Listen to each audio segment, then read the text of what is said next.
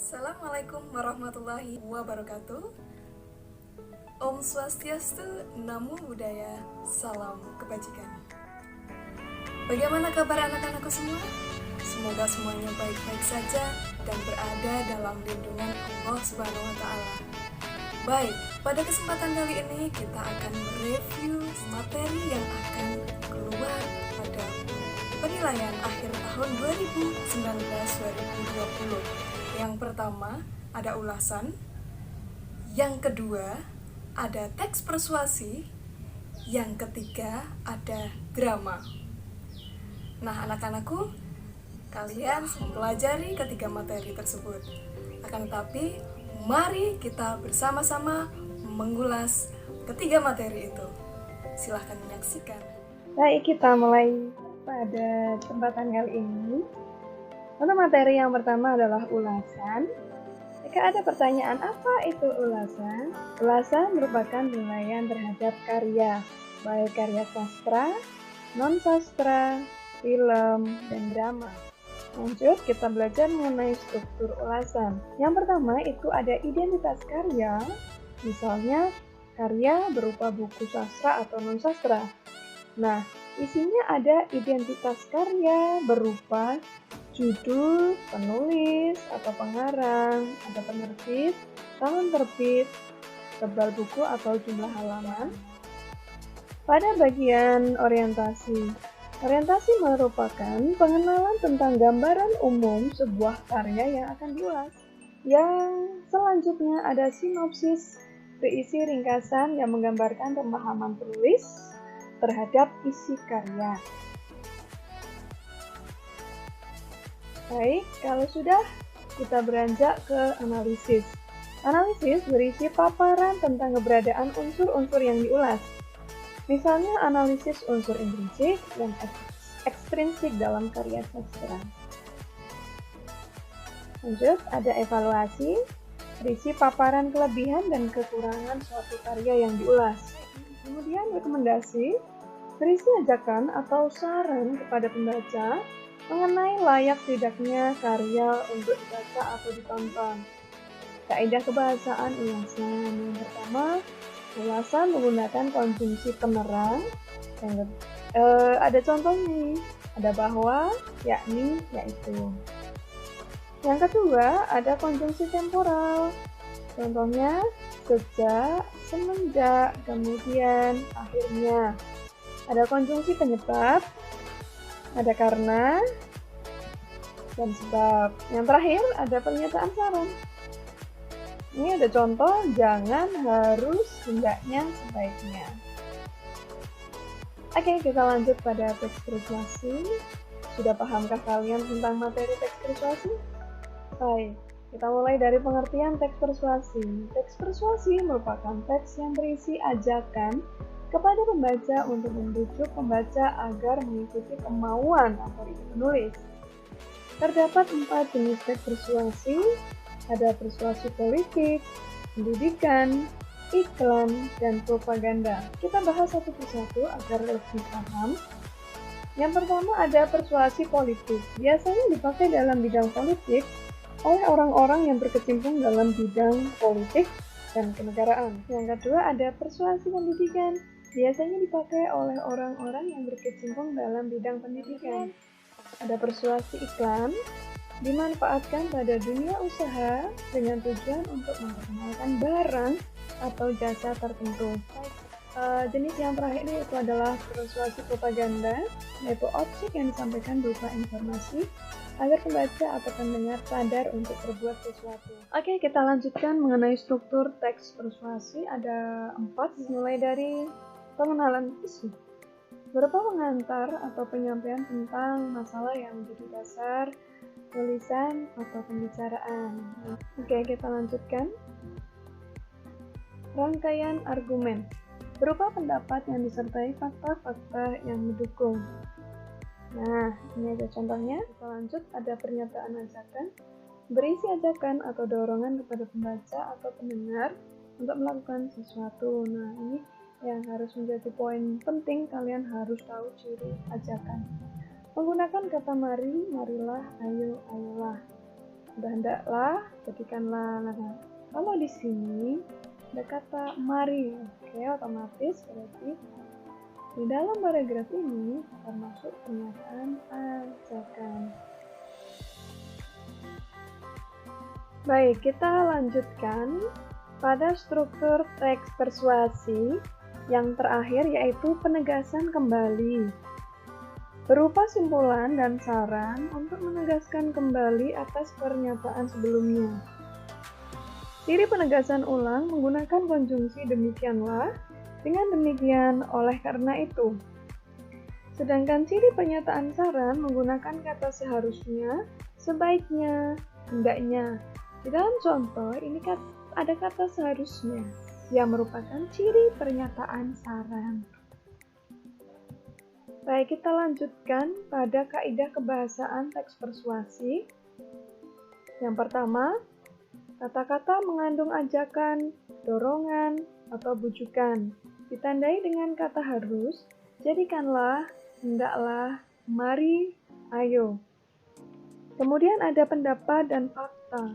Fungsi pendapat dan fakta untuk lebih meyakinkan pembaca sebelum memperoleh bujukan-bujukan. Contoh pendapat, tanpa disadari, plastik semakin menjadi bagian yang tidak terpisahkan dari hidup manusia. Contoh fakta, plastik yang beredar di masyarakat tergolong dalam jenis termoplastik yang mudah didaur ulang. Lanjut, ada kata ganti. Kata ganti yang sering digunakan yaitu kita atau kata ganti orang pertama jamak. Contoh, kita harus selalu taat dengan aturan yang telah disepakati bersama. Membicarakan mengenai kata ganti orang, ada 3, yaitu kata ganti orang pertama, ada kata ganti orang kedua, dan ada kata ganti orang ketiga. Untuk contoh, silakan kalian pahami dan kalian amati.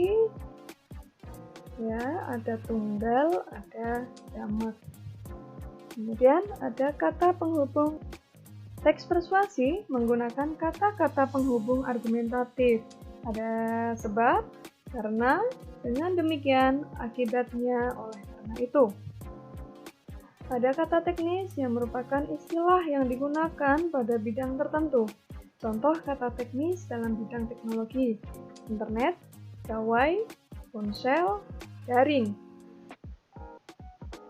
Kata kerja mental merupakan kata kerja yang menerangkan sebuah persepsi, contohnya melihat, merasa, sebuah afeksi, contohnya menyukai, mengkhawatirkan, mengecewakan, mengagumkan, dan kognisi yang ada kaitannya dengan pemikiran, yaitu berpikir, mengerti, menyimpulkan, mengingat, memperkirakan, menduga. Kemudian ada kata perujukan. Kata perujukan digunakan untuk lebih meyakinkan dan memperkuat rujukan. Berikut kata perujukan yang sering digunakan, yaitu berdasarkan data dan merujuk pada pendapat. Lanjut mengenai menulis teks persuasi.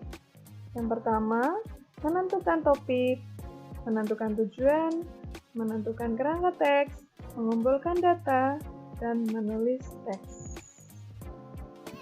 Materi selanjutnya adalah drama. Drama merupakan karya sastra yang berbentuk dialog dan bertujuan untuk dipentaskan. Baik, langsung saja kita mulai unsur drama. Yang pertama, tema merupakan gagasan utama yang menjiwai keseluruhan cerita. Kemudian ada alur atau plot, merupakan jalan cerita yang mempunyai hubungan sebab akibat. Ada 3 macam alur, yaitu alur konvensional, alur non-konvensional, dan alur campuran. Selanjutnya ada latar atau setting.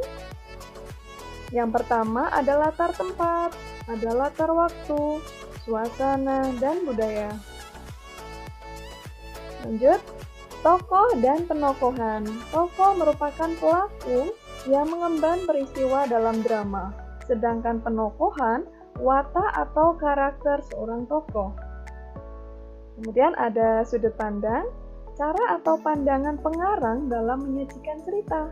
Ada 2 macam, yaitu sudut pandang orang pertama, dan sudut pandang orang ketiga. Kemudian, amanat, yaitu pesan yang ingin disampaikan penulis dalam karya. Dan yang terakhir, di dalam unsur drama, yaitu dialog, percakapan dalam sandiwara atau cerita di dalam drama. Ada 3 elemen dalam dialog, yaitu tokoh, pelaku yang mempunyai peran, wawancang, yaitu dialog atau percakapan yang diucapkan tokoh, dan kramagung, atau petunjuk perilaku, tindakan, atau perbuatan yang dilakukan tokoh. Penulisannya ada di dalam kurung dan dicetak miring. Kemudian mengenai struktur teks drama. Ada 3. Struktur yang pertama, prolog, menjelaskan gambaran para pemain, latar belakang cerita, dan tokoh cerita. Di sini ada contoh, silakan kalian baca. Ya.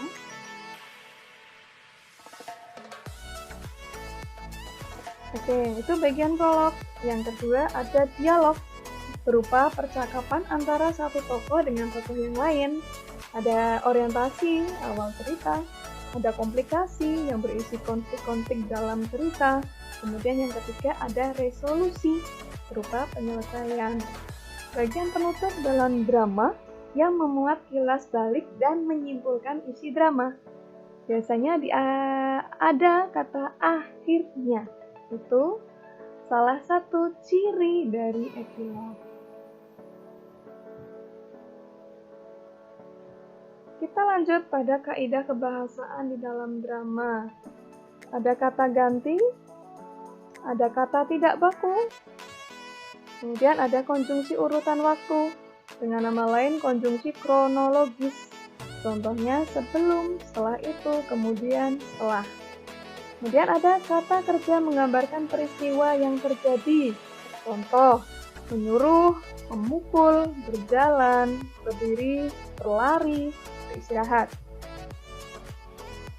Lanjut, ada kata kerja menyatakan hal yang dipikirkan dan dirasakan tokoh. Misalnya ada merasakan, mengecewakan, mengalami, mengharapkan. Dan yang terakhir ada kata sifat.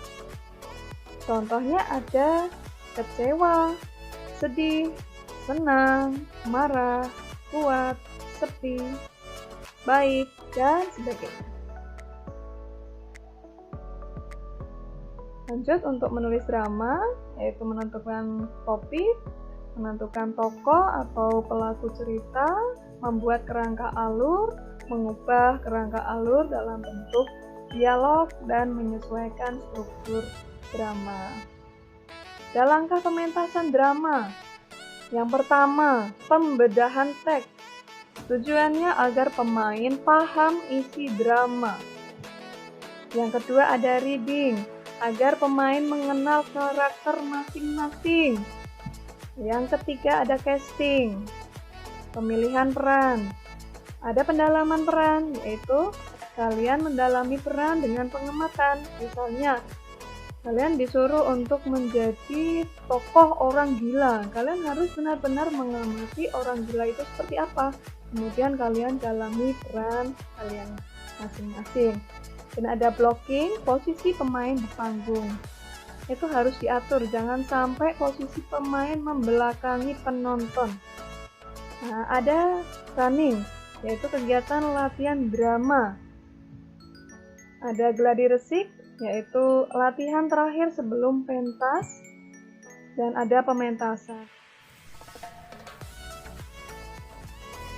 Nah, demikianlah anak-anakku video pembelajaran pada kesempatan kali ini.